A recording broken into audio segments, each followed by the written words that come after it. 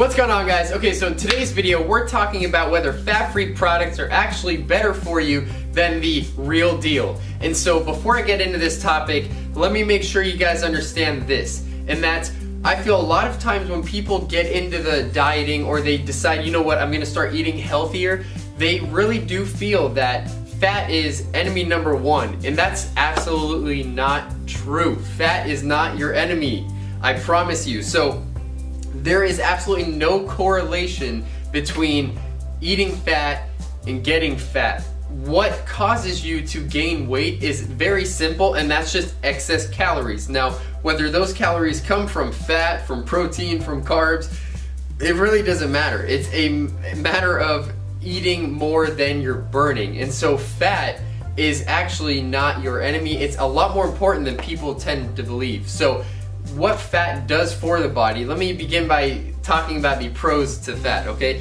What fat does for the body is, one, it really helps with brain and nerve function. It helps bring a lot of vitamins into the body. Certain vitamins are only fat soluble, they won't be absorbed with strictly water. Then fat also helps keep your energy levels up. Fat just does a whole lot of things to the body that positively affect you. Now, with the fat-free foods, let's get into specifics, okay? With that being said, the fat-free foods, when you go to the grocery store and you compare, say, regular Ritz crackers to fat-free Ritz crackers, if you've ever had fat-free Ritz crackers, you'll know they don't taste very good. But a lot of products do taste similar, and the problem with that is the fat-free foods have to have something added back into it since the fat is taken out for it to taste somewhat decent. And so what usually is substituted back into that product, if the fat's taken out, is a form of sugar or some type of synthetic additive, which is also not good for the body. And so you obviously know the more sugar in that product, the higher the calories as well. And so the products a lot of times aren't actually a whole lot lower in calories, they're just fat-free.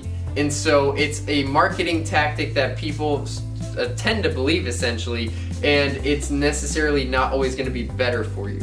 Now, the other problem I have with fat-free foods is that there's also been a lot of studies that show if you always eat fat-free foods or diet foods, it'll tend to make you want to eat more and keep you hungry more, because fat takes longer to digest in the body and sugars absorb a lot faster, and they actually cause you to become hungry faster. So if, like I said, that food that's fat-free has less fat but then more sugar in it, it's gonna cause you to be less satisfied because that body is gonna absorb the food faster. So overall, I'm not saying you should stay away from fat-free foods, but I definitely encourage you guys to not be drawn into that marketing tactic and just be mesmerized by fat-free foods and how good they are for you. So just simply, next time you're in the grocery store, make sure to compare that regular product to the fat-free product and see if it really is worth that difference or not, and then you guys should be good to go.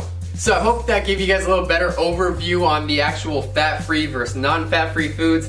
If you have any specific questions in regards to this topic, please don't hesitate to comment down below. Let me know what questions you have, and I'll do my best to answer them. And then, as always, don't forget to like, share, subscribe, and I'll see you guys next video.